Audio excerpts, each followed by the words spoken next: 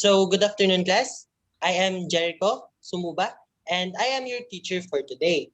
And our topic now is use of appropriate gestures. So, before I will start to discuss what gesture means, I want you to make a thumbs up if you can hear me and if you are feeling all right or okay. Yes. So, so next, I have these sample pictures. I will demonstrate it first, and you need to guess what these gestures called. So class, what do you think this gesture is called? Smiling, sir. Like, Smiling, sir. yes, this is facial expression, and it show a smiling face. How about this? Are you familiar in this picture or in these gestures? Yes, sir. Yes, sir. So what gestures called is this? Thumb Thumbs up, sir. Yes, this is thumbs up. Next, how about this? Can you guess what sign or gestures that this picture show, or maybe I am? stop Sir, sign, sir. Stop. pause and stop, sir. Yes, this is pause sign or stop sign, and this an example of body language. And last, can you identify what gestures is this? Is this kind of body language, facial expression, or hand gesture? Hand gesture, sir. Body Mm, language. maybe. But this is a example of body language, and this Mm. picture show hush, shine, or be quiet. So E- now we have an idea what is our topic is all about, and but I want to call some students Hand to share gesture. their idea. Give your own example of gestures, name it, and explain how it is used. Miss Contero, do you want to go first?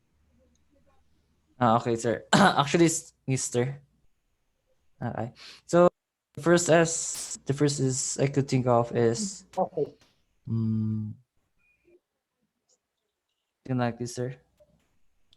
The action of thinking.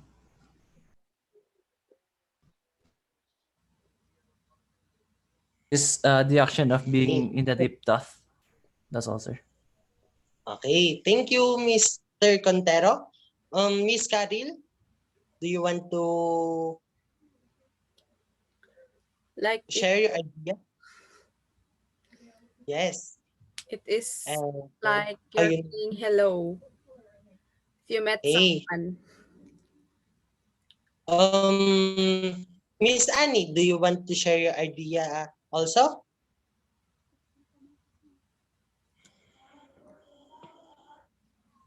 Okay. I think she's having a problem, sir, with her connection. Or So, okay. So, later, Miss Annie. So, let's proceed. And I will explain what this gesture means. So, gestures.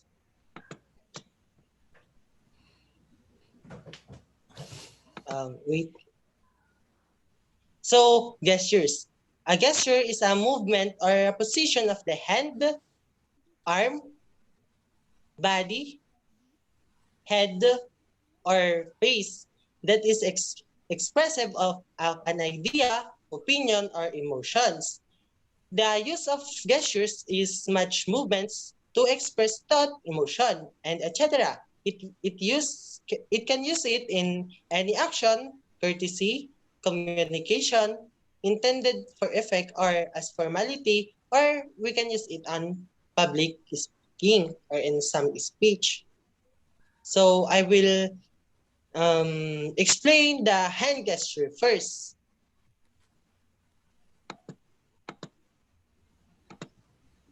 So number one is the index extension. We can use it appropriate in public speaking because this gesture is like pointing on someone to call their attention. Like, do you have any idea? So like that. This can be an appropriate or this can be insensitive on sensitive on some manners. Number two is the okay sign. We can use it to show that we are fine or okay. Make face. This make face is we can show to greet someone like, hey, but make face like that. Stop or wait sign or the number four. Like what I said earlier, this is inappropriate because you can use these gestures to make a stop for someone who is talking. Next is the number five is the like or agree sign or thumbs up. We can name it as a thumbs up. This sign is can use to agree on something. Like, do you understand? So make a thumbs up again if you understand me. Yes. Thank you guys. And dislike or disagree. This gestures is used in expressive differing opinion or to fail to agree with. And drag or index finger. These gestures used to calling someone towards on you. It's like index extension. You can use this as callings for someone to give an idea or share their thoughts on what your speech or what their opinion. So next is the face gestures or the facial expression.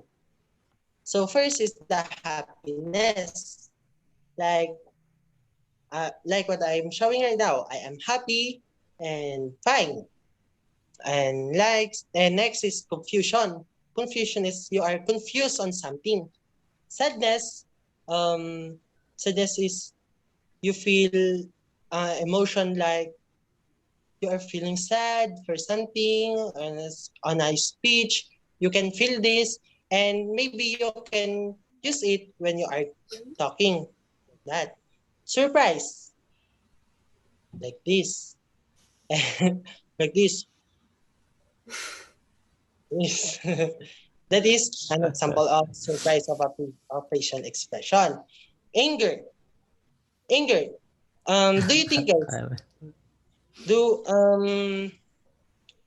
can we use anger expression when are delivering our speech? Is this May- appropriate? depends on it depends, sir. Especially if proving a point when it is Yes. really angry matter. Yes. Very good, Mr. Dustin. And excitement or you are feeling excited to discuss or speech on your audience like that. So next is the body language. So first is the rubbing hands together visibly like what I'm doing right now. This is a way of communicating that an individual is excited for something or is waiting in an anticipation. Palms open and facing apart. An open palm is a sign of openness and honesty. It can also be a shown of submission. Standing straight with shoulder back. This, this position shows that the person is feeling confident or himself or herself. Stroking your chin or beard.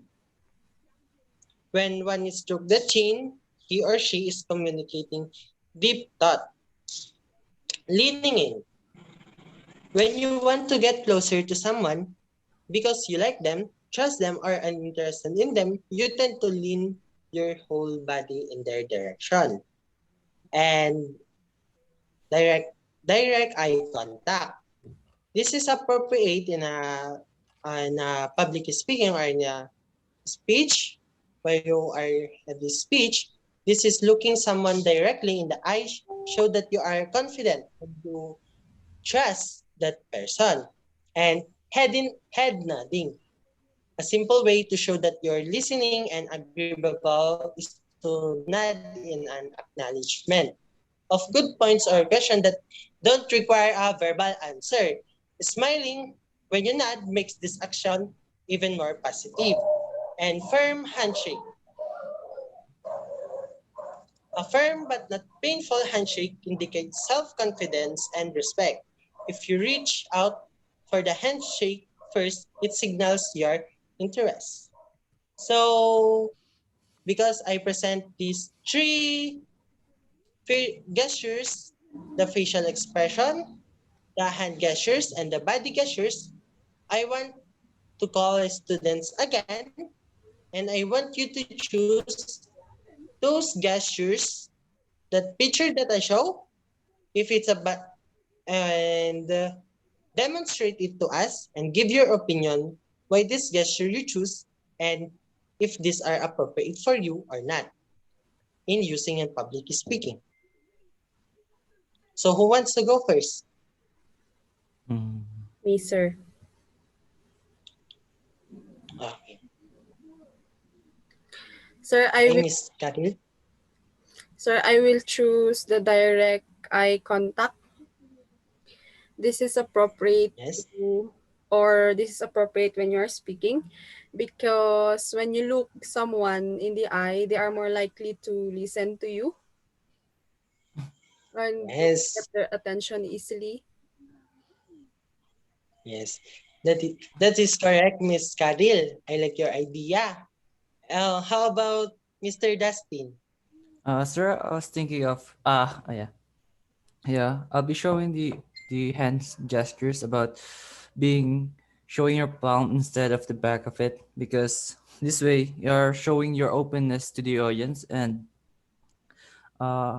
it is the proper way of demonstrating ideas, being openness, not showing your back of the hand. That's all, sir. Okay, that's correct. So let's proceed on a short activity.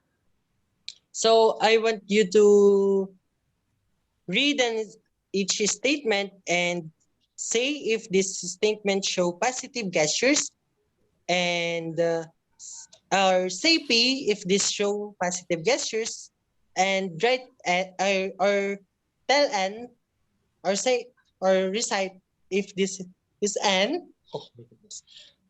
Sabihin nyo kung N ito and each statement if it show negative. Okay, first, who wants to go first? Me, sir. Okay, Number one, Ruben? smiling too much after delivering bad news. Sir, it is N. Yes. How about number two? Pointing the audience. Okay, I will read it and you will say if this is positive or negative. That is much better. Okay, I sir. will read it and say if it is P or N. Miss Karil? Sir, I think it's N. It's negative Yes. Maybe it can be a to some. positive manner, but can be a negative manner. It depends on the situation. Or number three, counting in your finger as you enumerate important point in your speech. Like this. P, sir. Is this shows negative or positive? P, Positive, sir. sir. Positive. Positive. Correct. Number four, showing a direction or even changing the emotion being portrayed. P, sir. Yes. Sir. Uh, holding your hands behind your back. N, Positive, sir. Yes. Can be negative, positive. Yes. Negative. Mm, Hiding behind desk when talking someone. Is this Sir. show appropriate negative, or negative? Negative, sir. Slouching and keeping your head down like this. Negative, sir. N. Mm. Now, how about the number eight? Tapping the back of someone when they are crying. yes, sir. Positive Positive. or negative? Positive. Sir. positive, Positive. E. And last is the direct eye contact when talking to someone. Positive, sir. Sir. B. Positive. Okay. So let's proceed on your final activity for this day. I want you to recite this example of this speech, and you must need to show and use appropriate gestures, facial expression, hand gestures, or body language while reciting on it to us. So who wants to go first? Sir B. Okay, Mr. Dustin. I have a dream that one day this nation will rise up to live the true meaning of its creed. We hold this truth to be self-evident to all men that are created equal. Yes, very good. How about the next line, the Miss Caril? Do you want to volunteer? I will try, sir. I have a dream that one day the red hills of Georgia, the sons of former slaves and the sons of former slave owners will be able to sit down together at the table of brotherhood. Yes. And next, the number three, the next line, the third line. Miss Annie or anyone who wants to volunteer again to recite it to us? Come on, guys. Don't be shy. Okay, I will try, sir. Okay. I have a dream that one. I Um, will try, sir. I have a can you dream. show your Naririnig ba? face, Miss Annie? Um, Hello. how about the gestures, Miss Naririnig po? Annie? Yes, ma'am. We can hear you, Apo. Miss Annie.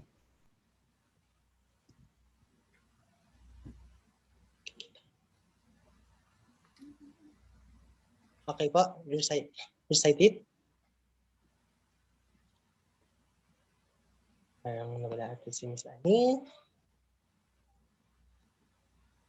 Pero nata po pala siya ng problema ng connections.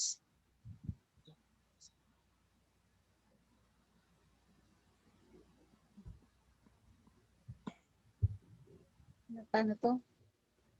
I I have a dream. Ano ba? Naririnig? I have a dream that one day, even the state of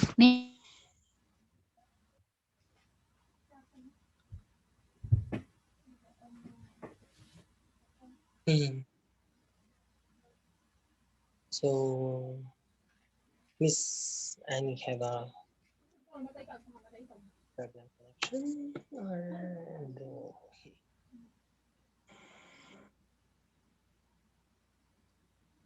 So we can go back to Miss Annie. Who wants to volunteer to recite the third line?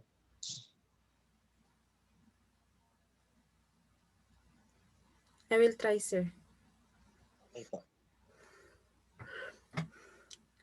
I have a dream that one day, even state of Mississippi, a state of sweltering with the heat of injustice, sweltering with the heat of oppression, will be transformed into an oasis freedom and justice. Yes, very good. That's nice, Miss Caril. So the last line will need to recite Miss Annie. Can you hear us? Can you hear me? Can you hear us? Ayan, okay na ulit. Yes, sir. Ayan, Okay. okay na ulit. Naririnig po ako? Recite the yes po. Recite, so you need to recite the part Nawawala ang like signal ko eh. okay lang po yan, Miss Annie. Okay, yung the third po. The last na po. The last line po. Fourth line na po. Apo, the fourth line. Yes, ma'am. Yung fourth line, sir. Opo. Yes, Miss Annie. Tama ba? Okay po. Okay. I have a dream that my four little children will one day live in a nation where they will not be able to judge by the color of the skin, but by the content of their character. That's nice. Very good, guy. Very good, guys. You did that. So, Hindi pa ba? okay na po. Okay na po. So, okay na. So, that's our topic for today, guys. Thank you for your participation and till till we meet again. Goodbye. Bye, sir. Cut. Alright. Yun, Yan. na-record. Medyo kinamahan na ako pero ox lang. Okay na. Okay po. Send mo lang Ah, sa akin yung email mo. sige po ate. I-ano ko din po sa i-send ko sa Messenger. Sige, sige. Thank you po guys. Thank you po. Thank you po sa Bye-bye. participation. Pwede na po Bye-bye. tayo. Chat nyo na lang po ako kung i-chat nyo na lang po kami kung kailan nyo po magde-demo. Sunday na. Sunday na lahat, guys. Oo, Sunday na lang daw. Sige. Sige po, thank you po. Ang epic lang kanina pero ox lang yan. Ito naman. Mas maayos ka ngayon eh. Thank you po again. Bye-bye. Okay. Thank you, thank you. Bye po. Salamat naman. Salamat po. Salamat Tati Camille. Sige po. Bye-bye. Sorry ulit. Thank you po. Thank you po. Ayos lang po yun, guys. Thank you Bye-bye. po, thank you po. Bye-bye. Bye-bye po. At yan, baka may